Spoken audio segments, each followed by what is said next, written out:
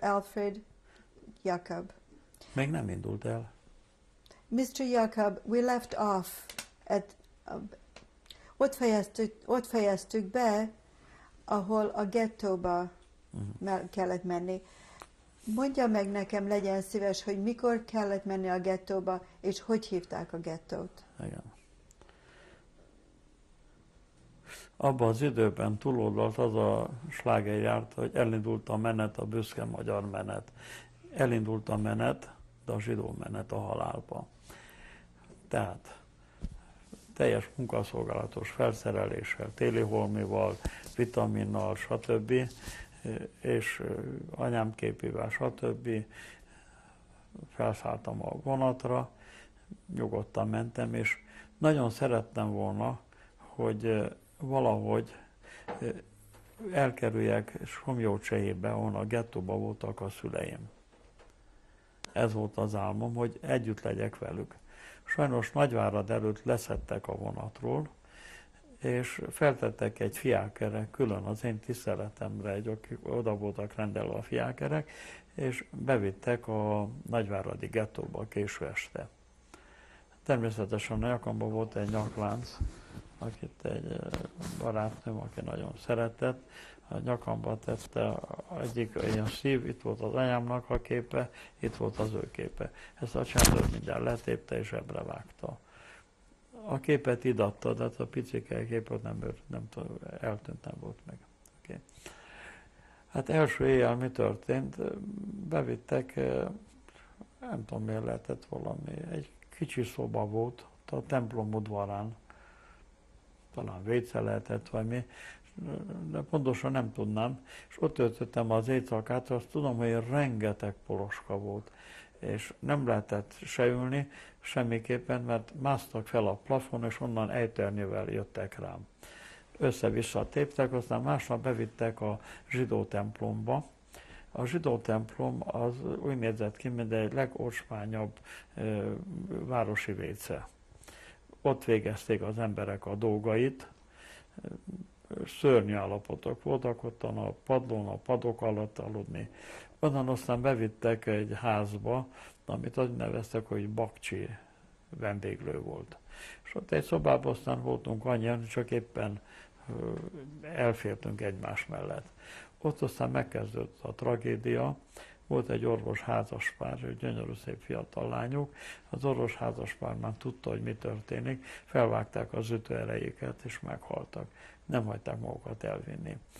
De a gettóban, Nagyváradon összefogtak menekült lengyel zsidókat. Annak idején Magyarország befogadta menekült zsidókat.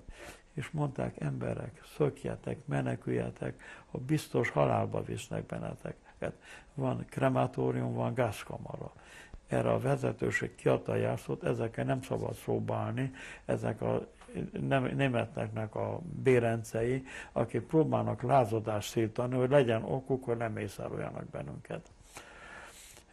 Na mostan, naponta a gettóban szörnyű állapotok voltak, a jobbmódú zsidókat egymás után vitték kihallgatásra, és félholtan hoztak vissza, hogy hová dugta el, amilyen van. A nőket különböző durva csendőr kezek végezték a nőgyógyászati vizsgálatokat, keresve értéktárgyak után, és a lényeg a következő, hogy rengeteg halott volt. Minden nap sok-sok halott volt a gettóban. Idősek, betegek, stb. És aztán elindultak a transportok. És mindig reméltük, hogy mi már nem fogunk sorra kerülni. De hogy munkára visznek bennünket, családostól. Oké. Közben a Revicki ezredes küldte a keretlegényeket a gettó parancsnoksához, hogy a munkaszolgálatosait engedje el, ezek be kell vonuljanak. Ez a hadügyminisztérium rendelete. De a belügyminisztérium, az Endre meg a Baki nem respektálták a hadügyminiszternek a parancsait, úgyhogy fütyöltek rá. Bennünket arra használtak a munkaszolgálatosokat, a fiatalokat, hogy kezdtük összehordani különböző épületekben a zsidó értékeket. ide kellett a perzsaszőnyegeket hordani, ide kellett az ágyneműt hordani, és így tovább. Persze minden házban voltak ékszerek, órák, stb. Azt mi boldogan odaadtuk a csendőrnek, nekünk úgyse volt mit csinálni vele, és azt ő vágta zsebre. Nem hivatalosan, ugye? Szörnyű érzés volt az, amikor bementél egy zsidó lakásba, és ott volt az asztal megterítve, félig elfogyasztva, de már nem tudták elfogyasztani. Na, végül is aztán az utolsó transporttal mi sorra kerültünk, ugye? Nem kell leírni azt az utat egészen a vagonig és a bevagonolásig. Mielőtt fog arra beszélni, hogy útra kerültek a vagonokba, meg szeretném kérdezni, a gettónak volt egy fala? A gettó be volt falazva, vagy nem? Ez Váradnak egy olyan túlnyomóan zsidó lakta része volt, a város közepette körül, és természetesen, hogy kerítéssel volt körülvéve, kiszökni a gettóból talán egy volt az öngyilkossággal, mert őrség volt, stb. Kik voltak az őrök? Az őröket nem ismerem, csak személyesen senkit nem ismertem, ami talán Péterfinek hívták a gettóparancsnokot, egy rovatmúlvó gyilkos volt. Majd külön kellett beszéljek a szüleimnek a gettójáról. Engedéllyel el lehetett hagyni a gettót? Én nem tudok róla. Lehet, hogy voltak. Bizony, igen, volt olyan, hogy kipréselték belőle, hogy hova dugt el az aranyat, és akkor csendőr kísérettel elmentek oda gyásra ki. És hozta vissza. A városból be lehetett jönni a gettóba? Mikor? A keresztények be tudtak jönni a gettóba a városból? Nem volt. Hát, nem volt mit kell. Sőt, ha egy keresztény akart volna valamit segíteni, és akkor őt is berakták a gettóba. De vissza már nem mehetett volna. Mit ettek a gettóban? Mi volt az ennivaló? Hát az ennivaló az volt, hogy nem a magyar hatóságok gondoskodtak, de amikor a zsidók bevitték a gettóba, akkor vihetett magával egy kis ennivalót, és aztán volt valami konyhaféle, amit összevisztottak, hogy fasztottak, tehát kit érdekelt akkor az ennivaló. A gettóban volt egy Judenrat? Egy zsidó tanács. Volt a gettónak egy zsidó tanácsa? Egy vezetőség, aki mondta, hogy mit kell csinálni? Hát egész biztosan volt, de nekem személyesen nem volt semmi közöm a vezetőséghez. De minden gettóban volt, úgyhogy egész biztosan hogy volt, de nekem személyesen nem volt semmi kapcsolatom vezetőséggel. Nem ismertem senkit. A gettóban nem is ismert valakit? Volt egy barát, vagy volt egy családtag? Nem volt. Igen, a gettóban volt a következő. Nem csak én voltam egyedüli munkaszolgálatos, akit behívtak, hanem volt sok zsidó fiatal. Nem ismertem őket, és mi egy transporttal mentünk. Kevertek mások közé is, és majd beszélek róla az útról, amikor szökés volt, stb. A vagonból, de ez majd később. Most a gettóban vagyunk még. Mikor kezdődött a deportálás? Milyen dátummal? Hát már május vége fele kezdődött. Pontosan melyik nap? Nem tudom, de megvannak a dokumentumokban pontosan a transportok, mikor még. Én tudom azt, amikor megérkeztem Auschwitzba, rá 2 napra volt június 6-a a partraszállás a nyugati Normandiában. Mr. Jakab, mesélje el nekem, hogy történt a deportálás, mikor be kellett szállni a vagonokba.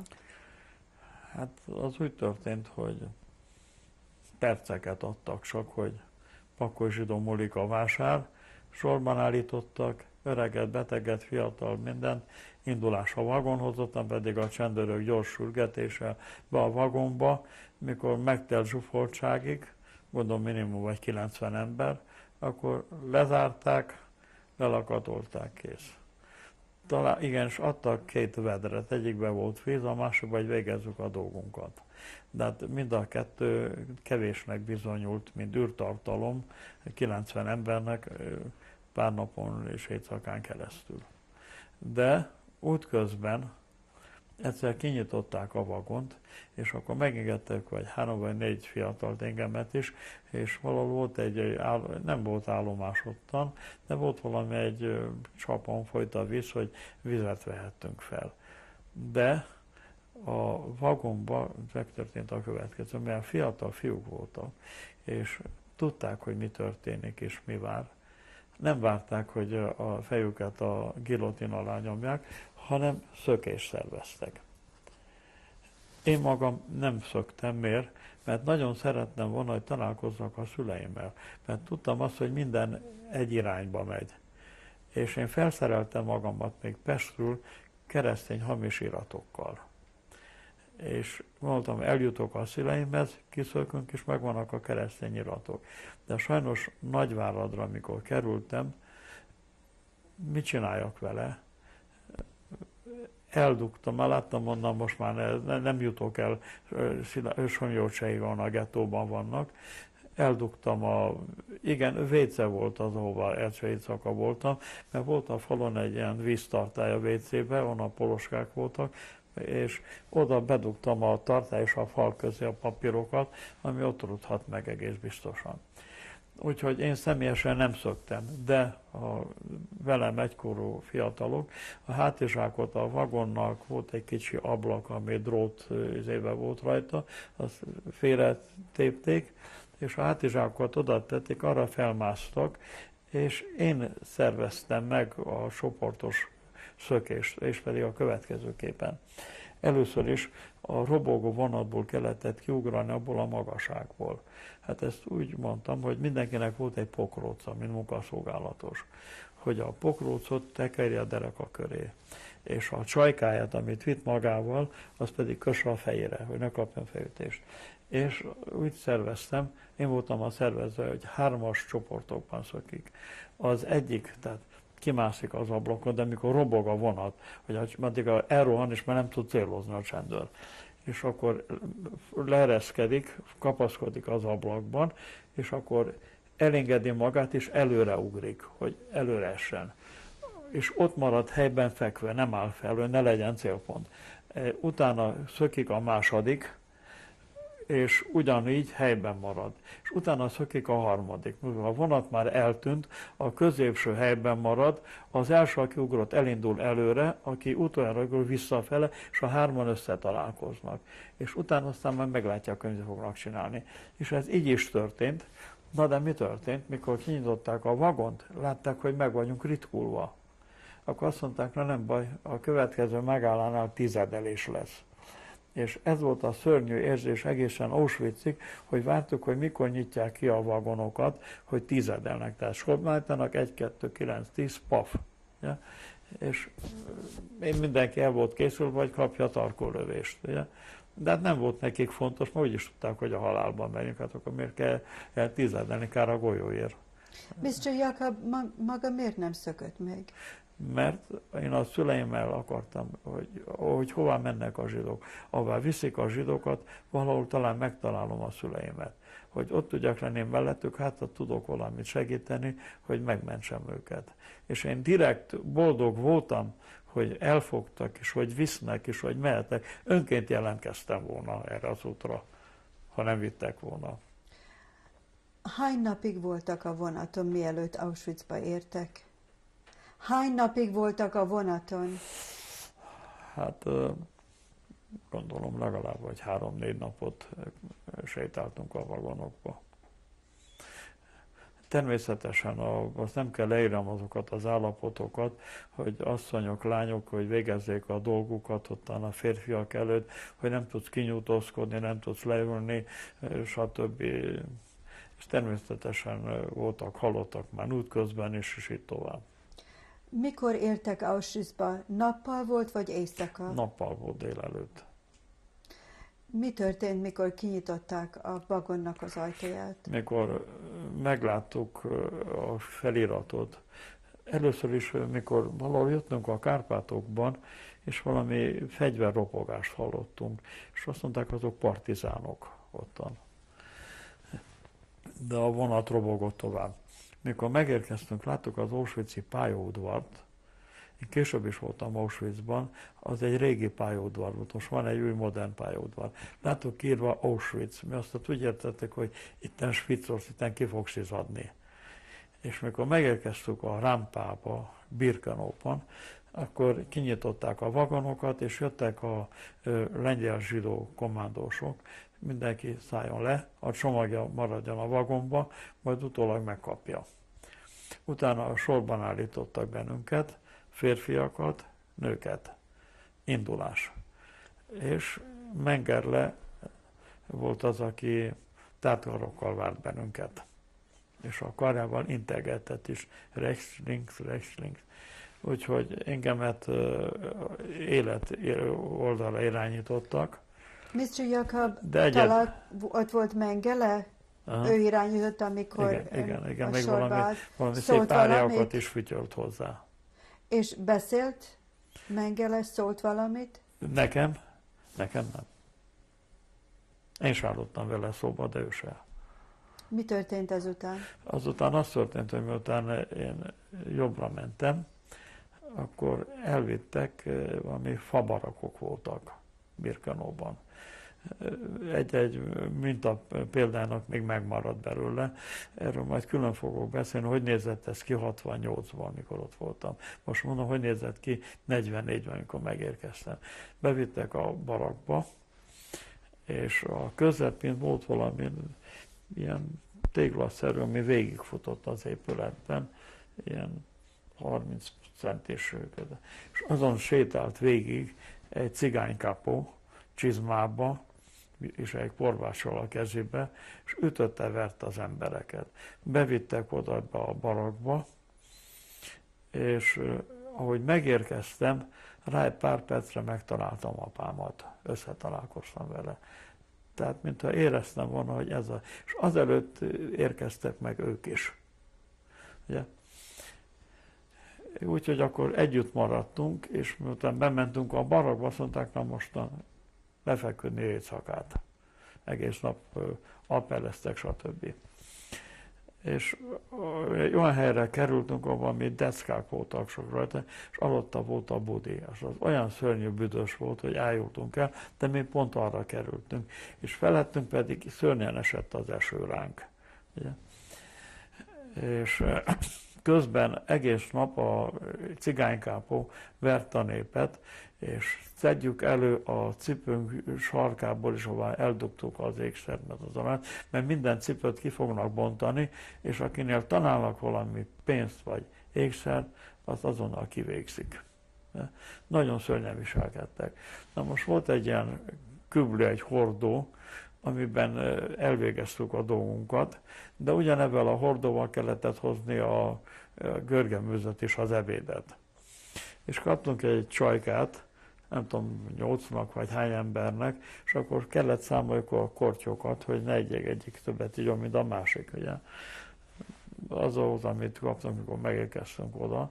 Szóval szörnyű állapot volt, de nagyon hamar, pár nap múlva megváltozott a helyzet, ugyanis kerestek, ott mindjárt megtetováltak bennünket, apámmal együtt, nekem van A13172, és apámnak a száma pedig, tehát az én számom A-széria 13172, apámnak a számából 13171. Ő ment elől, én utána. Én voltam a hátvéd. Mr. Jakab, meg szeretném kérdezni, hogy találkozott az édesapjával? Ahogy megérkeztem, ugyanannál a baraknál sorakozó volt, és megláttam. Kifutottam a sorból, és odafutottam mellé. De mikor megláttam ottan a zsidó lányokat, ott voltak a női láger, és megláttam kopaszon és csikos ruhába, nem jött elígyem ezek a mi lányaink, akik mi megérkeztünk. Esett az eső, sár posolya volt, és akkor láttam kidobva egy zsidó hullát. Mondom, mitten halnak meg az emberek? Megszörnyedtem, mikor láttam egy hullát, és semmibe se veszik, mint egy döglött kutya lett volna ott eldobva. Még nem hordták el. Na de mi történt? Apámnak odasugtam gyorsan, hogy jelentkezzenek, keresnek szakmunkásokat. Esztergálni nem tudsz mindent, mondd meg, hogy lakatos vagy. Ez sikerült is. Sorban állítottak, és mentünk vagy 3-4 kilométert, és megérkeztünk a valódi Auschwitzban, ami a központi láger volt. Nem barakok voltak, hanem egyenmeletes, piros téglaépületek.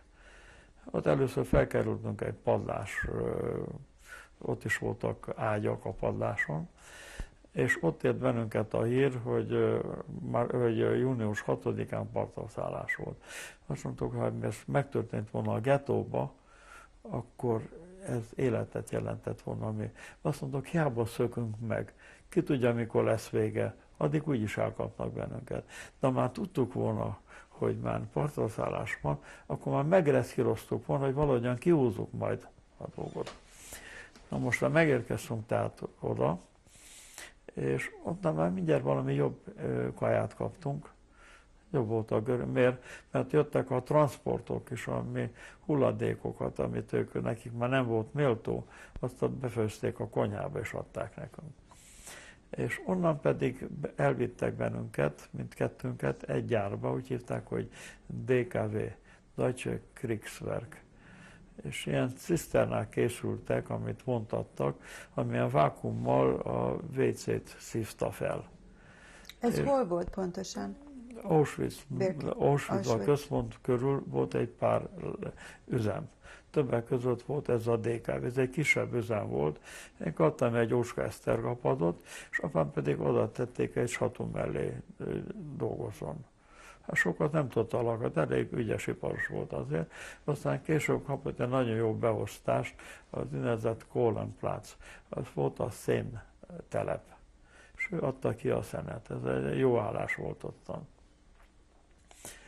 Én meg dolgoztam, mint esztergályos, és voltak, akiknek jobban ment a sorsuk, és volt neki, én nem tudom, honnan szereztek valami zsírt, amit nekem adtak egy kis csuporban, rákentem a kenyérre. Szóval az a DKV-ban nagyon tűrhető állapot volt az üzemben, nem voltak hóhérok, nem voltak, ha volt is kapa, nem is láttam a színét, nem bántották az embert, dolgoztunk, jöttünk haza, rendben volt. Egészen addig, amíg megszólaltak a szirénák egy szombat délután. Lázadás volt a krematóriumnál. A Sonderkommando, akinek lejárt a terminusa, és most már ő kerültett volna egy elégesség, hogy nem maradjanak élő tanúk, fellázadt, és a SS őrmestert, aki ott volt a supervisor a kemencéknél, bedobták a kemencébe, és szöktek, feltépték a kerítést, riadó volt, légialarm volt, stb. Mindent kommandott be a lágerbe, az üzemből, stb. Ja. Azt hittük, hogy talán már vége van. Aztán apránként aztán elfogták őket. Mikor volt ez? Ez volt 44, hogy október körül lehetett. A jó hír még júniusban ért bennünket, amikor Hitler ellen követtek el merényletet. Ha az akkor sikerült volna, talán vége lett volna akkor a lágernek, és még nagyon sok százezer ember életben maradt volna. Meddig volt itt ebbe a gyárba, Mr. Jakab? Hogy? Meddig volt a gyárba, ebbe a gyárba? Ebbe a gyárba addig, amíg volt ez a felkelés, utána a németek egy kicsit be voltak tojva, és az egészet újjá szervezték. Mit csináltak?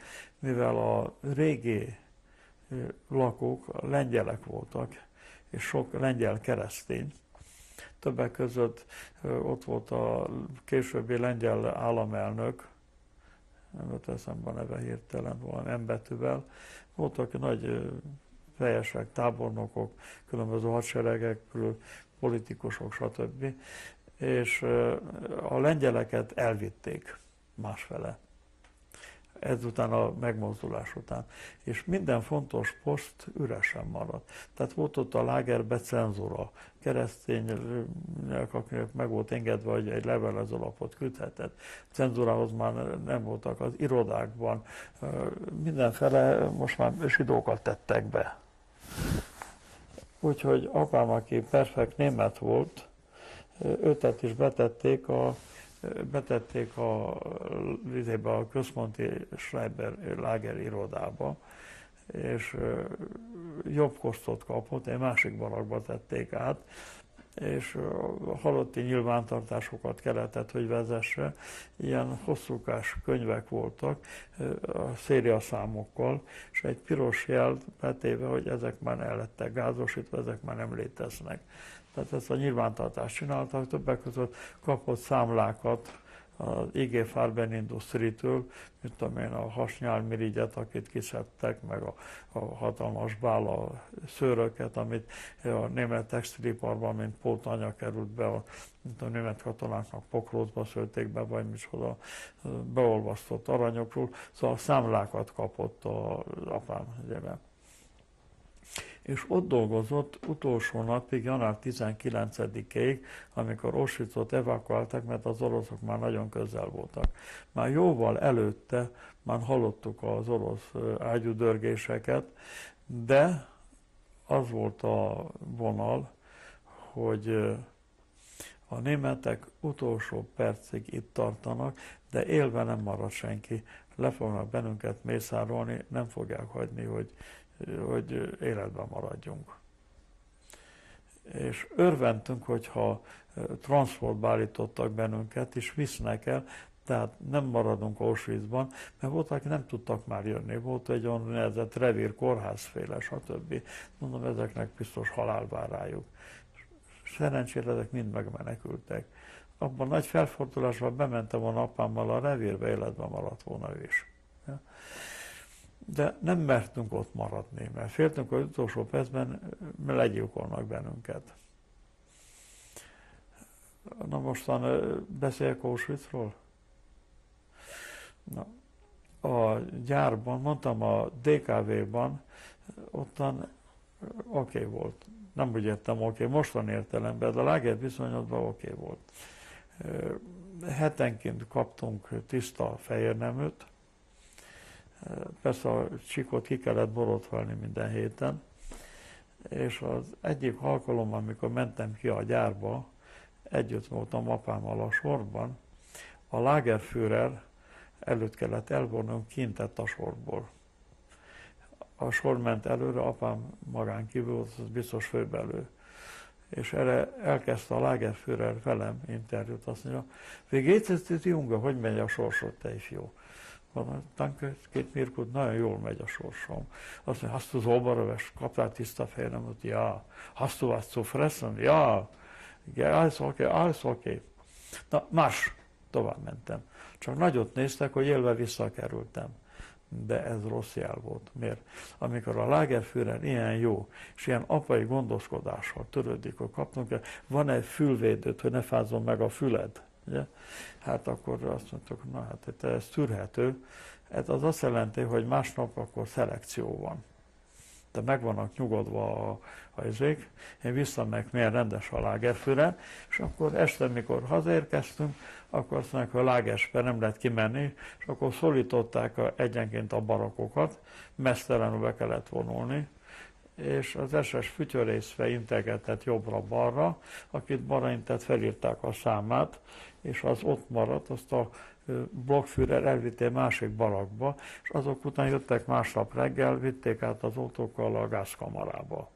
Úgyhogy a láger kiürült, mert jöttek a transportok, ugye, és kellett helyet csinálni.